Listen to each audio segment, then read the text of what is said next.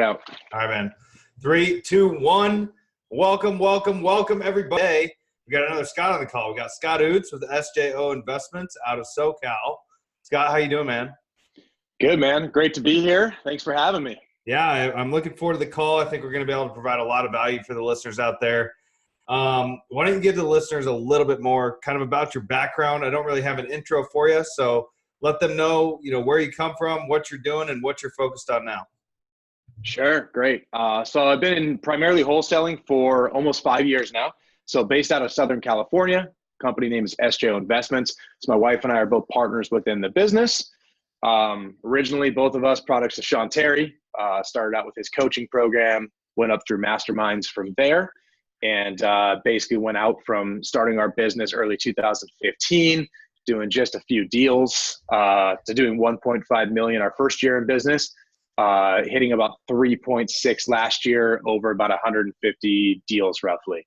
So definitely being in a competitive market as California, very competitive here, competing with realtors, competing with other wholesalers. It's a fun time, but we've been able to kind of crack the market over the years and got our full team in place, basically to the point where I can do things like this while my business is actually running and I don't have to be in the day-to-day operations anymore.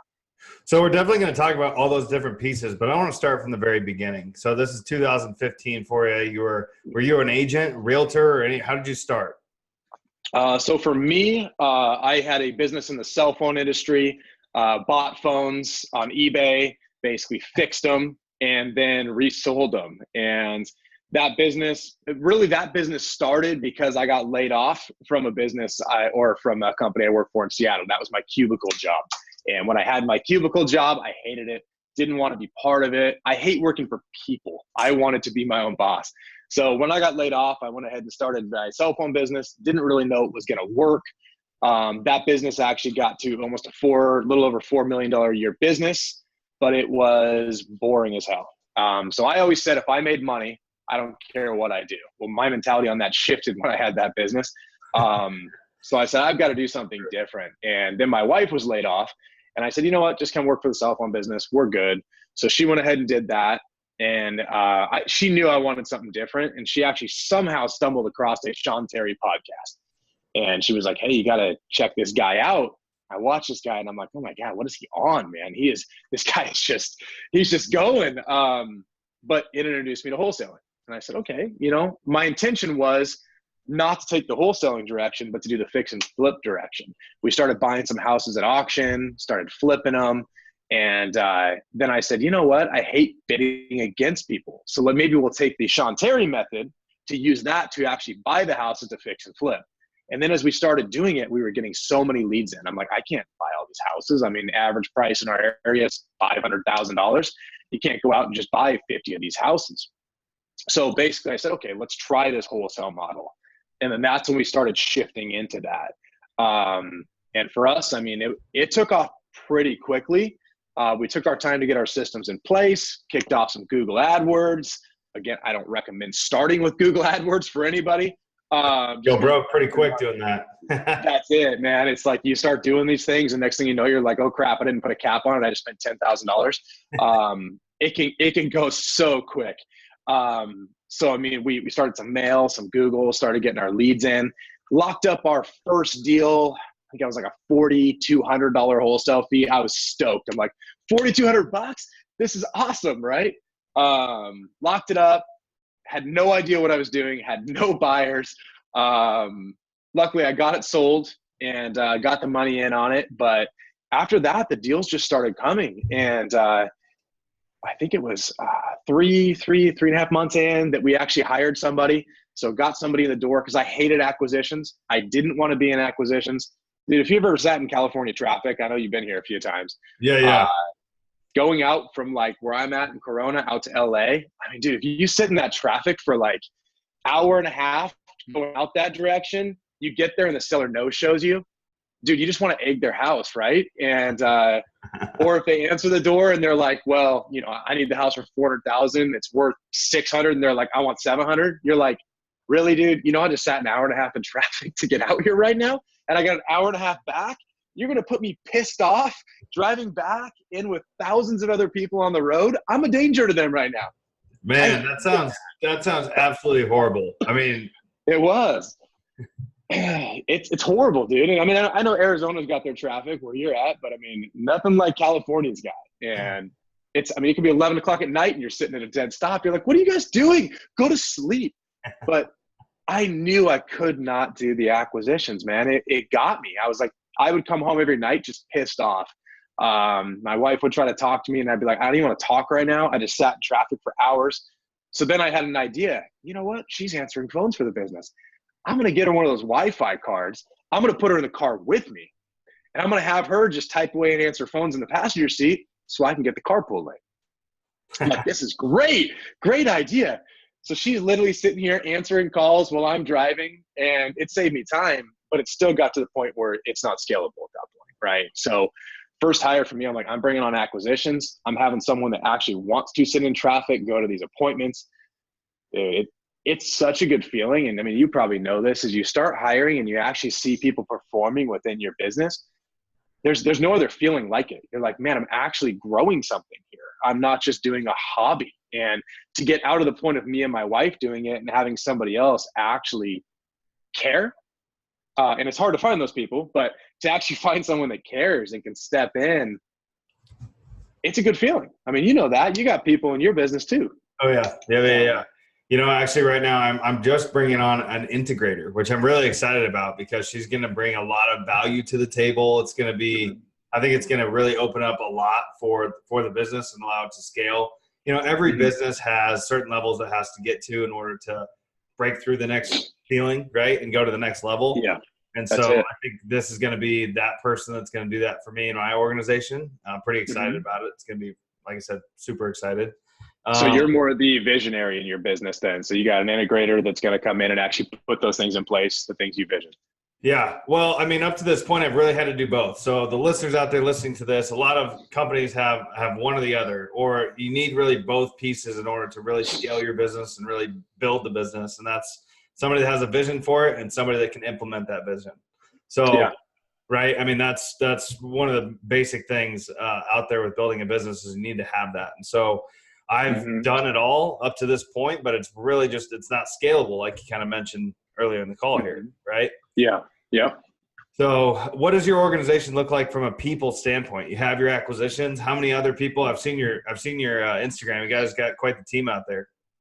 Yeah. We've got finally that rockstar team, and I'll make it clear to everyone listening. I mean, it takes time to get to that. We've been through a lot of people to get to the team we have now. So as you start hiring, you know, there's that phrase that a lot of people have heard: slow to hire, quick to fire. If they're not working and you know that you've done everything possible to train them, get them out. Yeah. It just doesn't work. But I don't take hiring people lightly. If I'm going to hire someone, I'm going to do everything I can to make sure that they're going to fit in with my organization, because offering someone a job and offering them a salary or a commission, whatever it is, offering them the ability to pay their mortgage, be able to pay for their groceries. I don't want to bring someone in as a test. I hate it when people say, hey, I'm going to hire 3 people and I'm going to fire 2 of them later, because that's someone's life, right? So I always try to make sure that when I hire people, I at least have an idea they're going to fit with the organization. So we've been through a lot of bad people. But as of right now, we've got 4 people on my sales team. 3 are outside sales, 1 is inside sales. But one of the outside guys is also acting as my COO right now. So I'm training him to take over the entire business operations, which will end up leaving me 2 outside and 1 inside. We've got our TC in the office, so she does all of our transactions. We're an escrow state, so she talks to our escrow team. Yep. She's the one that communicates with all of our sellers. Our goal is when our acquisitions team gets the deal, as soon as it's locked up, they push it off to the transaction coordinator. They don't deal with that deal anymore, because now they should be focused ahead. We have Cassie, who answers all of our phones, 9 to 5 Monday through Friday. And then we have a VA in the Philippines that does evenings and weekends. My wife's still part of the company. She is more of our integrator. So she likes taking stuff and putting it in place, but she's also kind of our third backup on the phones, any projects that come along. And then we have a couple other businesses I've started lately. So I've got some people in the office working with those businesses. But the team we have, it took a while to get here, but our turnover on our team is 0. Yep. So people aren't leaving because we treat people very well and they're paid very well, which means I sacrifice as a business owner, right? Because I may take less money. But I would rather take less money knowing that my team is all here looking for the best interest of the company, not the best interest of themselves. And when they're here, they're making their decisions based on what's good for the company. And that is so hard to find. But just a tip for everybody, every single person that is literally sitting out there right now in my office was in my network. And I heard it for years. Scott, you're in the mastermind. We've been in a mastermind together. That's been said for a long time. Look in your network. And I always looked at it and said, nah, there's nobody in my network. No one in my network I would hire for this position.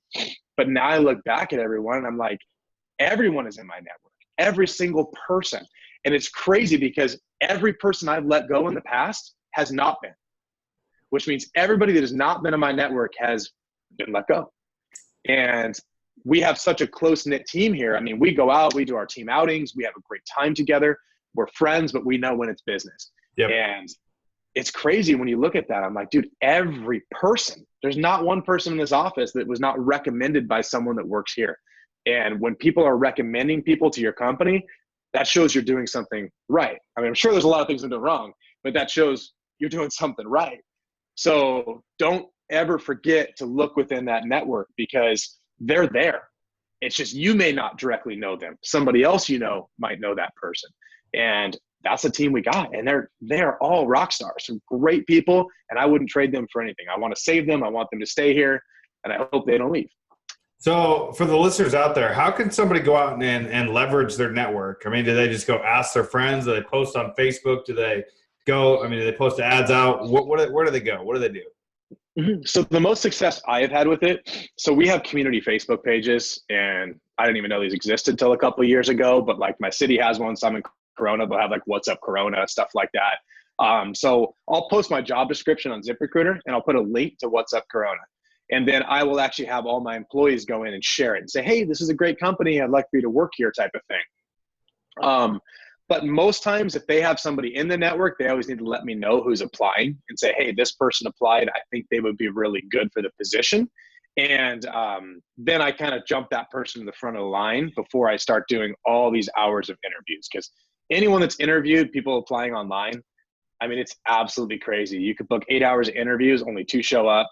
Another one shows up late, and you literally block out your day for this stuff. And the next thing you know, you've wasted a week and only 4 people have shown up, and all of them you're like, really? No wonder you don't have a job right now. So it gets bad. So basically I just have them reach out to all their friends, and usually they have somebody in mind, right? I mean, if it's a position, I usually tell people before I even post it, this position's coming up. So if anyone in the office wants to apply for that position, they can.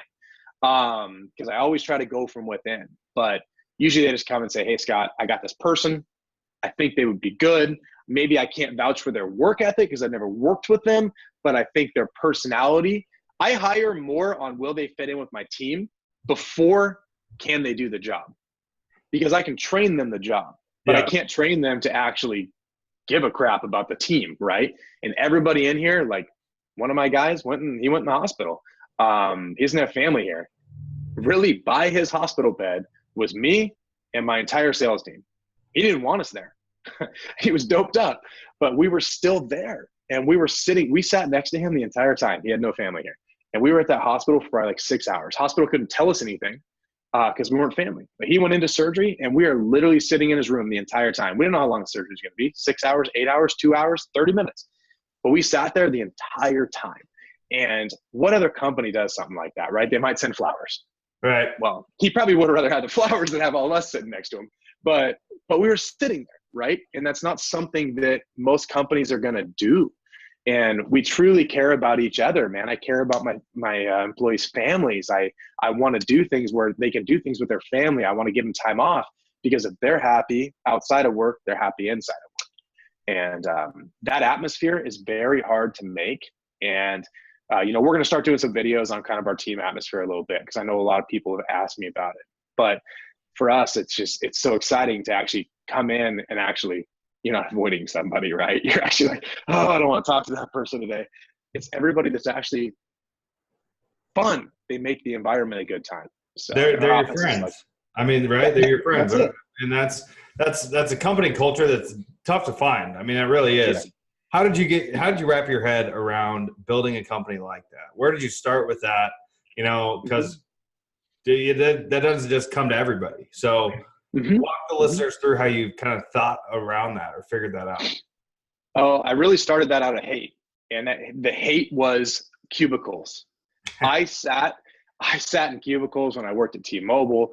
I sat in cubicles when I worked at other businesses. And literally I felt like the cubicles just get smaller and smaller and smaller every business you go to.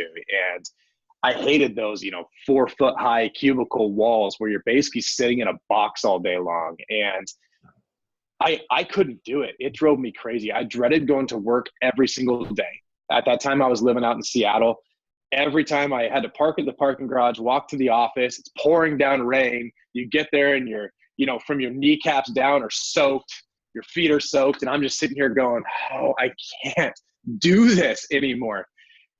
And I said that, I've got managers micromanaging me all day long. Like, oh, did you do this? Did you do this? It's like, what you want to say to them is, listen, have I ever not gotten something done that you've given to me? And the answer would be no, because I always got it done. Even if I had to stay till 10 o'clock at night, it was done. But why are you micromanaging me then, right? And I said, that's what I need to change in my environment. I will not have a cubicle in my office. I won't do it. I want an open environment. We have music playing in here. We've got a nice sitting area for everyone to sit and just have a conversation if they need to. Everyone's got stand desks. Stand up, sit down, do whatever the hell you want to do. I don't care. But do something to actually enjoy being at work, because no one should dread coming to work. And if you do, you're in the wrong position. 100%. So I built my entire environment over hating the cubicle and the micromanaging atmosphere. I set things up where if people don't get their work done that they're supposed to do, it's very apparent and it's clear. And those people know, because with this business, right? A lead comes in, you get the lead to your sales reps, you either close it or you don't. You're either on follow-up, it goes to the TC. There's a chain that goes along. And if there's a link in that chain that doesn't do their part, what happens? It falls apart. Falls through the cracks. Exactly. And every single person out here knows what each person's responsibilities are. And if someone doesn't do something, all that does is make it so the next person can't do their job. So we'll call them out. Well, hey, dude, you didn't do your stuff. Now we can't close this deal. So we make it very clear that, hey, we are a team and every one of us has to do our part. So there's no need to micromanage because they get it done. I mean, we have mistakes. Everybody has mistakes. But there's a difference between mistakes where you attempted to do it, and there's a difference between just not doing it. And not doing it, they know is not acceptable. So they do it. So that environment was so important to me to do. And I basically just set out to do it. And I had cubicles in the first office and I hated them. I had low walls on them, so it wasn't like you were in a box. And I even said I wasn't going to do it, but I was like, all right, let's check it out. These guys came in and installed cubicles for me and I hated them immediately. We moved out of the office like 3 months later and I just left them sitting there. I'm like, here you go, landlord, have some cubicles, relax. But now it's so open environment, really nice. It gets a little loud in here. But we have offices for a few of the people that need to have private conversations, but otherwise we got our big bullpen and we have a good time with it. And that's awesome because everything's transparent, right? So everybody feels like it's an open and honest communication atmosphere, which sounds awesome. My office is it's pretty small. Did you guys rent out your space? Do you rent your space there in California? We do. We do. I think we're about like 2,200 square feet for our office. Okay. So, I mean, it's not small. I think we have 6 offices in here and then a conference room and then our open bullpen. But we just moved into this space only like 2 months ago. So it gives us a lot of space to expand with other businesses I'm doing. It's not like we have one business running in here anymore. We actually have multiple businesses. So our SJO side, I mean, we can handle a lot more volume with our current people. So we don't really need to expand that one anytime soon, but the other businesses are where people are starting to come in. So we can probably fit at least another 10 people in here if we needed to. It starts to get tight, but we can make it work. So that's pretty exciting though. I mean, you guys have gone from just, a couple people to how many total people are in the organization now? I believe we have 9, if I'm correct. Okay. Maybe 10. I could be forgetting someone. I truly care, right? 9 or 10. So, but yeah, it's definitely, I mean, it's a good organization. We have fun, but like I said, every organization has challenges. We still have challenges as a company. It's not like everything goes perfect every single day. So I don't What want. would you say has been the biggest obstacle for you to jump over so far? I mean, for us, it's just encountering new things within deals. So surprises, because you learn new things as you go through certain deals. One of the things that happens in California, and I've heard friends say they haven't experienced this, is people try to sell us houses they don't own. And it's really strange, man. It's like, it's weird. Like you go, I went to a house back when I was doing acquisitions, met with this lady. She walked me through the house. Great lady. She's literally talking to me about, oh, her family did Easter egg hunts back here and telling me stories about everything within the house. I'm like, God, this lady is so nice. She signed my contract. I was like, yes, I got it. And then we started looking at title on the property, and we're like, wait, this isn't the lady I met with. So we started doing some research, skip traced the person, called this person, said, hey, do you own this house? And they're like, yeah, I do. Why? And I said, well, I was in it today. Are you aware of that? And they're like, no, what were you doing in my house? I said, well, hold on. I didn't break into your house. I said, this lady showed me through. Here's her name. He's like, what do you mean? And this lady broke into the house, walked me through the entire thing. And she attempted to sell me a house, literally almost like she thought I was going to come with a briefcase and just open it up and be like, hey, here's your cash. Thanks for the house. Have a good day. But we've had a few situations like that where people try to sell us houses and we're like, you don't physically own this house. Luckily, we do our research, so we find that stuff out. But that's probably been maybe eight different occurrences since we've been in business. So that's a challenge, and it sucks because those are the ones where you're like, hey, we can make $100,000 wholesale fee on this thing. Of course you can, because they don't own the house. So they just signed it whatever price they wanted. That's crazy. That's happened 8 times for you guys. I mean, I've got a lot of odd situations, but I've not had that situation yet. Yeah, see, that's what everyone tells me. They've never encountered it. And I'm like, it's so weird. Because when you go, the person's not always on title, right? Because it could be the property was in a trust. It could be lots of different situations where they inherited a house through a probate. There could be so many different things that come up that we don't want to be like, well, you're not on title, so we're not coming to the house. Because probably, a quarter of the houses we go to, those people aren't on title. Yep. Because they're going through a probate or they're doing things like that. So there's really no way to tell until you actually start talking to them and you ask them for all the paperwork. So, yeah. Crazy, man. That's crazy. So challenges within the organization is a big hurdle you've had to jump through. What about marketing? I mean, you're in Southern California. That's a crazy, there's no deals there, right? So right. How are you going out there to find those? Is a multitude of different marketing channels, or which way are you going? Yeah. So for me, I hate putting all my eggs in one basket. So, I mean, direct mail has been really good for us. We do a lot of direct mail. As everyone always jumps to the new shiny light, remember when RVM came out? It was the new best thing. Everyone's like, oh my gosh, I have to be on RVM. So they stopped mailing and they went to RVM. Text came out. They stopped RVM and they went to text. So when you start looking at all those things, everyone's jumping to the next level. And I've always stayed behind because guess what? As I'm sending in their 60 postcards that arrive at a seller's mailbox, now they've left. So now we have potentially 10 postcards in that mailbox and one of them are mine. Yes. So mail is working fantastic for me. I love it. And we're getting a ton of deals from it. I mean, text is a good one as well for us. It's newer. Now it's got released to the masses. We've been doing it for a little bit longer, beta testing some stuff. And as we were doing it previously, I mean, the deals were just flowing in. And now everyone's starting to learn about it. So there's that level of saturation that's starting to kind of take place. But I mean, for us, it's still working.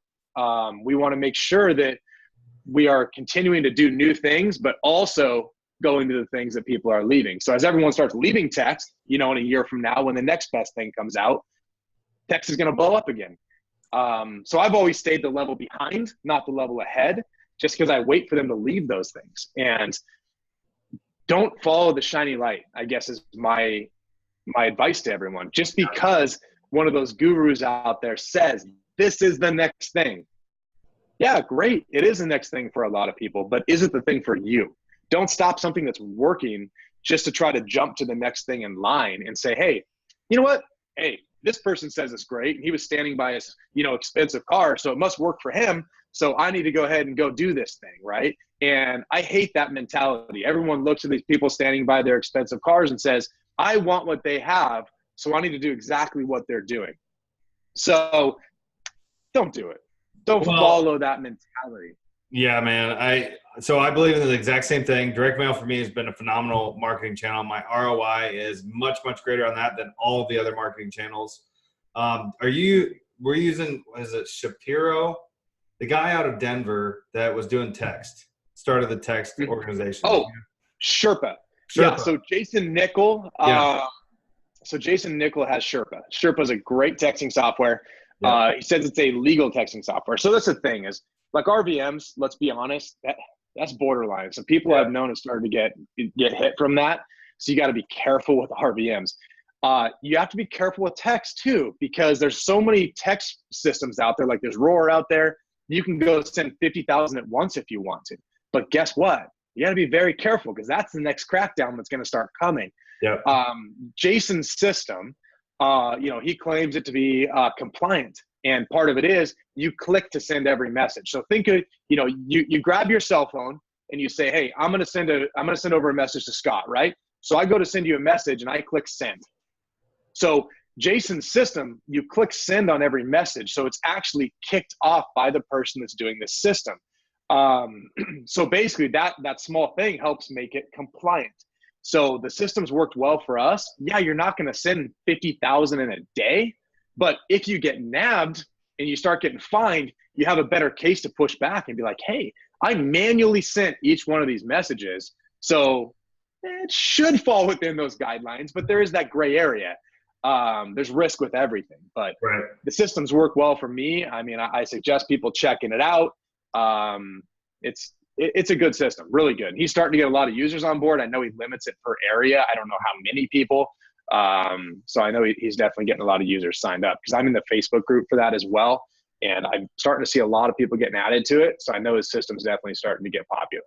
I talked to him right when he was launching it out. It was actually, I think it was last year or the year before, right? No, it was last year. Actually, after John Martinez sales training opportunity. And it was, it was a cool system, but I didn't pull the trigger. At the time, I didn't have enough staff to really deal with it. So you need to have somebody that's dedicated to that. But anyways. Yeah, and I actually hired someone in-house for it. So I actually have someone that literally sits out here. I mean, if you post a job description and say, hey, do you like to text? Yeah. Can you imagine like the response you're going to get on that versus, hey, do you like to run data? Yeah. So, I mean, you get all these millennials out there that are just sitting here the whole time like this on their phones. Do you like to text? Because I got a job where you can text all day long. That's a very easy job to hire for. But you have to teach them the sales side too, because the person has to be able to actually talk to the people. Because the people you send them a text, they call you. I mean, that phone will ring off the hook. Yeah. So it's definitely something where you got to have somebody more than just someone that likes to text. You got to teach them that sales side so they can at least start the conversations and then pass it off to your inside sales team. So they do, I mean, we bring in a lot from that. So I highly recommend it. Cool. Appreciate you sharing that. So you guys primarily wholesale now. Are you doing anything else? Primarily wholesale. We've looked at getting into stuff like Airbnb, that type of stuff as well. Yeah. But the wholesale model is working so good for us right now that we're sticking with that at this point. We are going to do some market expansions kind of outside of California a little bit. So we're going to start doing some of that stuff. By the end of the year, we'll probably have a new market up and running, just kind of narrowing that down. Yeah. But that's kind of our next step with it. But we'll eventually do some other stuff. My team is so good at this wholesale side and so good at negotiating with sellers. I mean, we got Mike on my team here, and he brings in 6-figure spreads over and over and over again on wholesale deals. We just closed $155,000 wholesale spread that just came into our bank account this week. That's massive. Yeah. So when we look at that and say, okay, I can get $155,000 wholesale spread, and he brings in so many of those type of things. Well, I mean, it works well. Why try to do what we're not good at right now? Just stick with what we're good at and then start slowly throwing the other things in. So 100%. 100%. I totally agree with that. You can go and try to do everything in every way to make money, and then you'll make no money, right? So you guys have really locked down the fact that you're good at what you're doing. You're staying in your own lane and getting it done. So I love to hear that. Where do you see yourself 5 years from now? I mean, for me, like I said, I started some other businesses. So I started pulling out of my real estate business. I still am in touch with it. I'm still part of the operations as far as I know what's going on. I can train people, hire people. But I'm able to kind of go into some of these other things. And for me, I love starting businesses. I love taking them from the ground and bringing them up. I love rescuing businesses. I like the operations side of things. So I kind of Cool. got into like an opening business almost rampage, and I opened a few of them at once, and then they're all kind of starting to work out. So we're a little busy right now with trying to figure out how we're going to run all this within our office, but it's exciting. So for me, I want to keep doing that. I want to have, well, really the freedom everybody wants, right? I mean, I want to be able to go on vacation and know that I'm coming back with more money in my account than when I left, that my business doesn't just sit here the whole time. So that's ultimately my goal, man. I want to have enough residual income coming in. I want to be able to know that I can live the rest of my life on stuff. And it's never a guarantee, but I don't want to, there's a good friend of mine, Haim, he's in my mastermind, and he always says, collect memories, not things. Right. And it's so important. And he's got that as a hashtag on Instagram. And I started kind of posting that too. It's so important because everyone gets so wrapped up in their day-to-day operations. I have to run my business. I have to do this. I've got to do this next thing. And you got your priority list. Dude, I literally have my priority list right here. And it's long, but I delegate a lot of that stuff off that's on the list. But you will never regret spending time with family, spending time, doing things like that. Go on a vacation. I literally took my family on a cruise in December. Like, let's go and have fun. Like my wife and I to go to a Caribbean destination and just chill on the beach, have a drink, do something that you want to do, because you never know how long life is. I mean, we look at a lot of things that I've talked to some people about, but we were at Route 91 a couple of years ago when that shooting occurred. And when we look at that, dude, you don't know how long you have in life. I look at that and that changed my life dramatically.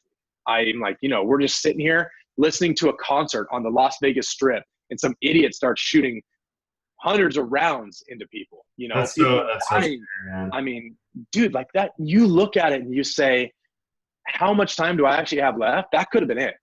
That could have been it for me, because so many people died that night. People were injured. And you look at it and you say, what have I done to say that if that was my night and I went away that night, did I accomplish what I wanted to? But did I also make the memories that I wanted to make? And the answer to me, I'm like, no, I haven't gotten anywhere where I want to be yet. I want to do so much more in life. I want to see things. I want to go travel and have fun. And that put things into perspective for me. I'm like, I got to get out there. I got to do some other things. And so since that moment, my why, everyone talks about your why in the business, right? Mm-hmm. My why shifted. I said, I need to do something completely different than what I've been doing. And I need to get out there and experience more. And even if that means I don't make as much money in my business, who cares? I mean, what are you going to do with money when you die? You're going to leave your money to someone else? I mean, get something going that you can be proud of and you feel accomplished with, but you can also go out and enjoy your life with. And I want to travel and have a great time. That's where I want to be. Dude, amen to that. I couldn't agree with you more. That's why we're in this business, right? That's why we started a business. That's why we do what we do, is to have that time freedom back. Time is the one commodity we don't know how long it's going to run for, right? So yeah. Mm-hmm. Can't agree with you more. I'm excited to to connect more about that in the future. So I think that's a good segue. Just keep track of time here for our lightning round. Are you ready for a lightning round? Let's do it. All right, man. So first one, 5 questions here. What is your hashtag invest this tip? If you can give them one to our listeners, keep it moving forward. Ultimately, just do it. Stop sitting and watching videos. Stop thinking that you need to analyze stuff. Stop having analysis paralysis and just get the hell out there and knock on doors. Get people to tell you no. Get doors slammed in your face. Just get out there, because every no gets you closer to a yes. Stop over analyzing stuff. That's ultimately what I'd give the advice to. Huge tip, man. Appreciate that. What about, have you had a very impactful book that you've read or something that has had a big impact in your life? Yeah, I mean, for me, I don't read a whole lot, I'll be honest. I try to do the audiobooks, but sometimes I feel like my mind just runs while I'm listening to it. I was on a plane listening to the Subtle Art of Not Giving a Fuck. Yep. And that book just resonated with me. I was like, this book is me. And of course, I was having some drinks while I was sitting on the plane. So, I remember the majority of the book, but certain things stuck with me. I just said, you know what? That's what I need to get to. I have a tendency to over care on a lot of stuff. Yeah. And I have to say, okay, I can't change that, right? I just need to move forward. And it comes down to just taking action and moving forward with it. But, a lot of my friends have read Traction, and I need to get on. I have the book literally sitting on my shelf, and I need to read it because I heard how good that book was. So that's kind of my next one to get into. But for me, I used to read books all the time as a kid, and then I got out of it. And I was like, I need to get myself back into that. So that is one of my personal goals this year, is to get back into just reading books. Dude, it's hard, man. You gotta. So what I do is I say, I'm going to read 10 pages a day, or I'm going to read 20 pages a day, because when you break it down to 20 pages a day or 10 pages a day, that's not that much. Or even just I'm going to read for 10 minutes. You'd be amazed what you can accomplish that amount of time. But regardless, off the subject, I appreciate you sharing that tip. Who's given you the best advice that you've had so far? What was that, and who gave it to you? I'd probably go back to my time with like Sean Terry, right? So I have a tendency to get into that overanalyzing thing, or at least I used to. And, he used to always tell me, like, just do it. Just do it. You fail, you fail. So he said that to me at one point, and I was like, you know what? That's a good point. Like, I was always so afraid of failing that I took time to do, like, I took too much time on something. Mm-hmm. And I said, I've got to just do it. And that's how he that resonated with me, because he was like, just do it, man. What are you waiting for? So that pushed me forward, and it really kind of helped drive me. Even to this day, I respect the hell out of Sean. Great guy. He's one of the real people out in the industry. You know him as well. Oh, yeah. And he really impacted me by just telling me, hey, do it. Stop screwing around. Just, you fail, you fail. It is what it is. So.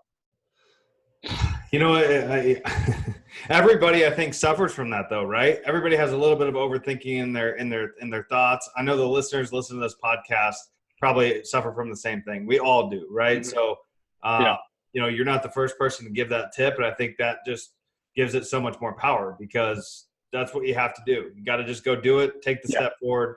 If you fail, make sure you fail forward, and that's how you'll eventually, you get enough no's, you're going to get to a yes type thing. So, yeah, that's exactly it.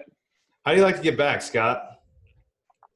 So for me, I got into kind of teaching more. So I like doing things like this and trying to help people that were in the situation I was in previously. I just spoke at We Live 19 with Max Maxwell. We kind of headlined that event. Gary Vee was there. Awesome time. I like looking at people that were in the position that I was in previously and saying, how do I help them make money? How do I help them not worry about paying for a bill? And I have a lot of passion in the teaching side of it. So Max and I just partnered. We started our own mastermind to try to help people get going in the business. It's just doing things to try to help people get going, because I have such a passion for this business and such a passion for helping people do things. I have my meetup group. We got like almost 500 people in that group. So just kind of spending time and try to help people get to that next level. Of course, I'm not going to pretend like I'm something I'm not, right? I don't know everything. I learn from them as well. But It's so fun to go out there and see some of the things that seem so simple to me now, how challenging they were in the beginning, and standing up on that stage. I mean, he had almost 1,200 people at that event, and standing up on stage in front of all those people and helping them, giving them that one nugget that they've been struggling with that you don't know. I mean, to you, it's just something simple, but to them, they're like, holy crap. I threw out RGA at that event, revenue generating activities. And people are like, what is that? And I've had people reach out to me like, holy crap, I started just really focusing on the things to bring in revenue, and now I'm closing deals. I love to see that stuff. So I have a real passion for doing it and kind of doing what I can to try to help people out. So I love it, man. I love it. And that kind of leads us into our last question, which is, how can the listeners reach you? If they want to learn more about everything that you bring to the table, maybe attend one of your events, maybe get some coaching or something from you, where can they find you?